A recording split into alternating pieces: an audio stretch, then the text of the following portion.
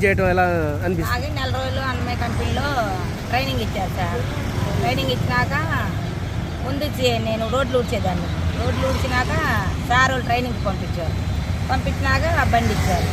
బండి ఇచ్చి ఇంకా వాహనాలు తిప్పుకొని ఇంటి డోర్ కలెక్షన్ చేసుకోండి అన్న. సరేలే అంతే. మీకు స్వీపర్ చేసినప్పుడు ఎలా ఉంది, ఇప్పుడు ఎలా ఉంది?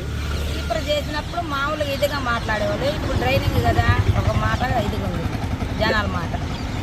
గౌరవం పెరిగిందా? గౌరవం పెరిగినవి మా పనులు గౌరవం పెరిగే పనులు కాదు కదా. వాళ్ళు ఇళ్ళల్లో ఉండేవాళ్ళు ఎట్టగా తెలుసో మీకు తెలుసు కదా. ఎక్కడ ఉన్నా అదే పని, అదే మనుషులు చూస్తారు, ఏం గౌరవించరు.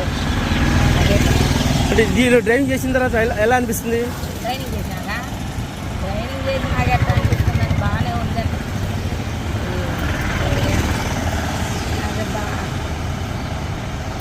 బాగానే ఉందంటే కొంచెం ఇదిగానే ఉంటుంది, కానీ తప్పదు కదా. మాకు ఇదే వృత్తి. చారోళ్ళు ఇచ్చారు, ఇదే చేసుకుంటూ ఉన్నాం ఇప్పుడు వరకు.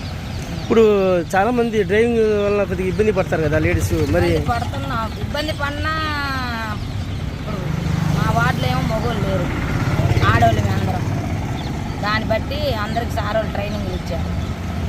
మేము తప్పదని ట్రాక్టర్లు ఎక్కుతున్నాం, అవి ఎక్కుతున్నాం, అన్నీ ఎక్కుతున్నాం. ఇది ట్రాక్టర్ కూడా నడుపుతున్నారా? ట్రాక్టర్ నేను నరకం వర్క్ చేస్తాం దానిపైన. ఇప్పుడు ఈ బండి నడిపేటప్పుడు ఏదైనా భయం అనిపించిందా ఏమన్నా? ఫస్ట్లో అనిపించేది, ఇప్పుడు ఏమనిపించగలను, అలవాటు అయిపోయింది. బాగా మగోళ్ళలాగా తిప్పుతారు బండిని కూడా? మగోళ్ళ ఎలా తిప్పుతారు అలానే? గేర్లు అవన్నీ అర్థమైపోయింది. అంటే ఎలక్ట్రిక్ వాహనం కావటం వల్ల ఇదంతా బ్యాటరీ అయితే కదా, దానివల్ల మాకు అర్థమైపోయింది. ఎక్కడ చారో నేర్పించారు కదా, చూసాం. చూసినాకే మాకు బండి బాగా వచ్చిందనే ఇచ్చారు.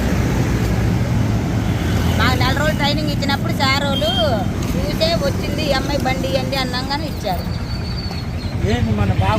అయిపోయిందా?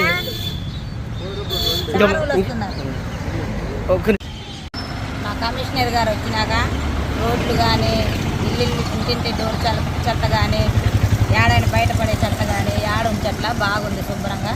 కమిషనర్ సార్ వచ్చిన కాడి నుంచి శుభ్రంగా ఉంది రోడ్లంతా. అసలు వర్క్ ఆగట్లా, బాగా జరుగుతుంది మా సార్ వచ్చిన కాడి నుంచి, కమిషనర్ సార్.